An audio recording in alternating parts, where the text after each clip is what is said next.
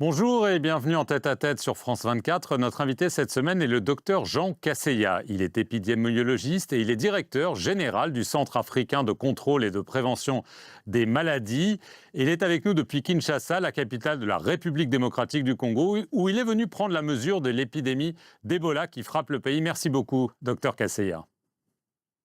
Merci beaucoup de m'avoir.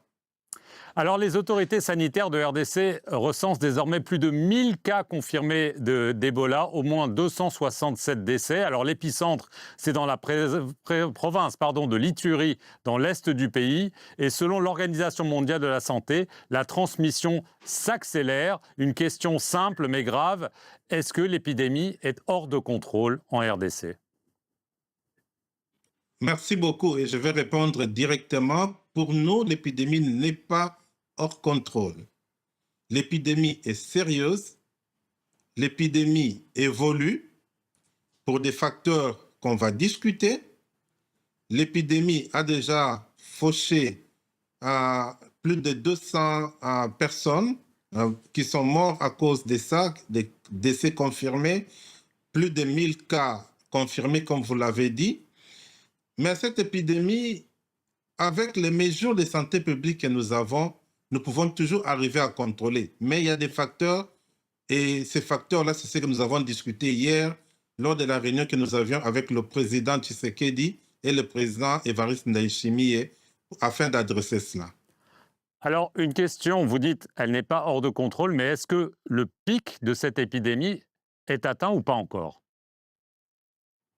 Non, à ce stade, je dirais qu'on n'a pas encore atteint le pic de l'épidémie. Je vais être très clair là-dessus. On n'a pas encore atteint le pic de l'épidémie puisque pour arriver à se dire qu'on a atteint le pic, il faut avoir une maîtrise des cas contacts.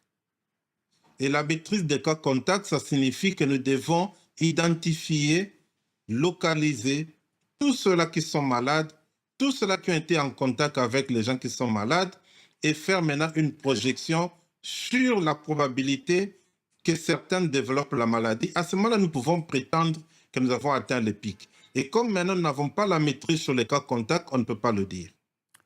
Alors, le Centre de prévention des maladies américain met en garde, hein, il dit sans un effort soutenu pour isoler rapidement les malades, l'épidémie pourrait approcher celle qu'on a vue en Afrique de l'Ouest il y a une dizaine d'années, qui avait causé plus de 11 000 morts. On vient d'apprendre qu'un premier cas est annoncé ici en France, un médecin qui revient de RDC. Est-ce que cette épidémie pourrait causer des milliers de morts et toucher de nombreux pays? Écoutez, je ne vais pas aller dans des prédictions euh, que certaines personnes donnent, mais ce que moi je sais, c'est que cette épidémie, elle est sérieuse dans, dans un contexte humanitaire qui est préoccupant. Et là, d'ailleurs, je prends cet appel du bureau du ministre des Affaires humanitaires. On a organisé la réunion avec tous les acteurs humanitaires, puisque, tenez-vous, nous avons plus de 1 150 000 personnes vivant dans des camps en Ituri, là où il y a l'épidémie, et les gens n'entrent pas dans ces cas. Donc, ça signifie que nous devons apporter une réponse humanitaire très forte et ça va nous coûter autour de 1,4 milliard de dollars afin d'entrer dans les camps, de démanteler les camps, de donner de l'information et des soins nécessaires. C'est à ce moment-là que nous pouvons prétendre contrôler cette épidémie. Alors, il y a des facteurs aggravants. Vous venez de parler de la situation humanitaire, hein, dans l'Ituri. Le ministre de la Santé congolais, Roger Kamba, a expliqué que le problème, c'est déjà que les malades arrivent tard. Il y a des problèmes de transport, il y a des problèmes d'ambulance, et il y a aussi un facteur plus psychologique, la méfiance des communautés, l'insécurité dans la province. Est-ce que c'est ça qui rend cette épidémie encore plus difficile à maîtriser? OK, il y a deux problèmes en un que vous posez. Le premier problème, c'est la mortalité due à cette épidémie. On sait, sur base de deux autres épidémies à Boudouboungue qu'on a connues, la létalité ne dépasse rarement 20%. Là, nous avons atteint 25% en moyenne, mais dans le nord Kivu, on a une mortalité qui atteint 60% à peu près. Et c'est là, effectivement, comme le ministre a dit, cette mortalité est due à l'arrivée tardive des malades dans les hôpitaux quand ils sont dans ce qu'on appelle la phase humide. Ça signifie qu'ils ont commencé à développer des diarrhées, des vomissements et des saignements. Mais si les malades viennent à temps quand ils sont dans la partie sèche, ça signifie là où ils ont des maux de tête, des fièvres et tout ça, nous pouvons encore récupérer ces malades. Ça, c'est le premier volet sur la mortalité. Mais le deuxième volet de votre question, c'est sur l'épidémie elle-même, l'augmentation du nombre de cas. Et pour contrôler l'augmentation du nombre de cas, il n'y a qu'un seul indicateur majeur, c'est la liste des cas contacts. C'est cette liste des cas contacts qui vous permet de vous dire, est-ce que j'ai contrôlé cette épidémie? Puisque si vous avez encore des cas dans la liste des cas contacts, vous n'allez pas vous en faire, vous allez dire que c'était prévisible. Mais si vous avez des cas en dehors de la liste des contacts, là, ça signifie qu'il y a une transmission communautaire et ça demande des efforts supplémentaires. Donc, pour ce deuxième volet, nous sommes en train de faire des efforts pour contrôler l'aspect humanitaire, mettre en place beaucoup d'équipes et sensibiliser la population afin de maîtriser cela. Alors, on a parlé évidemment, on parle de l'Ituri, vous avez mentionné le Nord Kivu, le Sud Kivu, il y a l'Ouganda voisin, mais comme je l'ai dit, il y a aussi un cas en France. On se souvient qu'il y avait eu un cas américain. Est-ce que cette épidémie peut toucher non seulement les pays de la région, mais aussi le reste du monde? Ou est-ce que vous pensez qu'il n'y a pas lieu de s'alarmer ailleurs que là où vous êtes? Alors, j'ai été clair depuis le début. N'oubliez pas que quand Africa CDC a déclaré cette épidémie le 15 mai, nous avions déjà dit une épidémie à portée régionale. Deuxièmement, nous sommes très clairs avec nos partenaires occidentaux. Nous avons besoin d'éteindre cette épidémie aujourd'hui, là où elle est.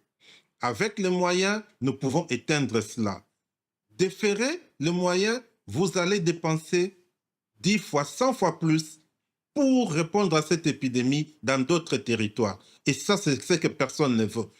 On parlait de 581 millions, maintenant je parle de 1,4 milliard. Si on attend, dans 2 semaines, je vais parler de 3 milliards. Est-ce que c'est ce que l'on veut?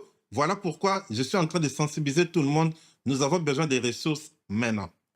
Alors, vous avez parlé des Occidentaux. Le problème de la souche du virus Ebola qui est en question, c'est que contrairement à d'autres, il n'y a ni traitement ni vaccin.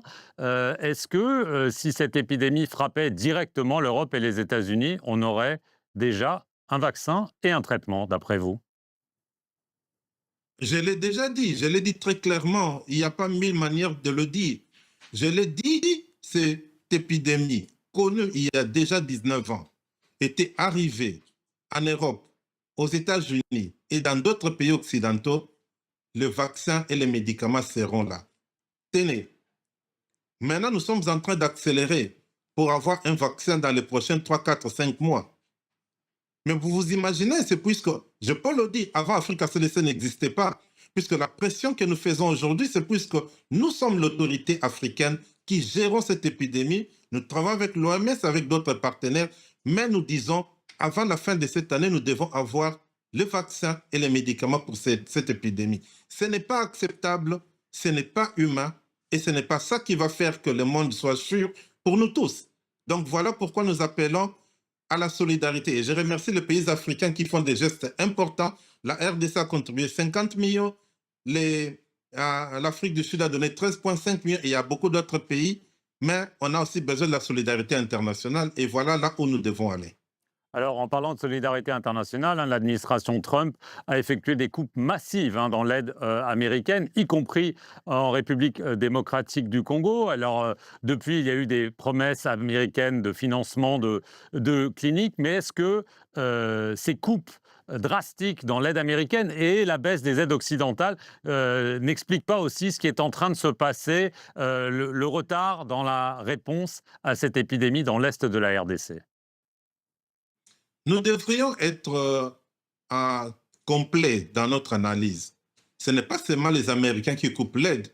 Pratiquement tous les pays occidentaux, je ne vais pas les citer pour ne pas les embarrasser, pratiquement tous les pays occidentaux ont coupé l'aide. Et nous sommes tous comptables de la situation. Mais le problème, ce n'est pas couper l'aide.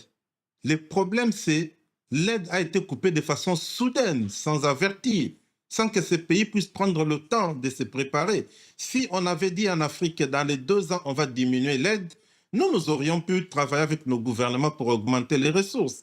Donc, aujourd'hui, l'aide qui a été coupée par les pays occidentaux, nous leur disons, ne faites plus la même erreur. Nous avons une épidémie sérieuse. Tenez, si vous faites une photo de cette épidémie à 4 semaines de la déclaration, vous comparez à toutes les autres épidémies qu'on a eues, y compris l'épidémie de l'Afrique de l'Ouest, cette épidémie vient en premier en termes de nombre de cas et de décès. J'ai démontré ça au chef d'État lors de la réunion du 16 juin.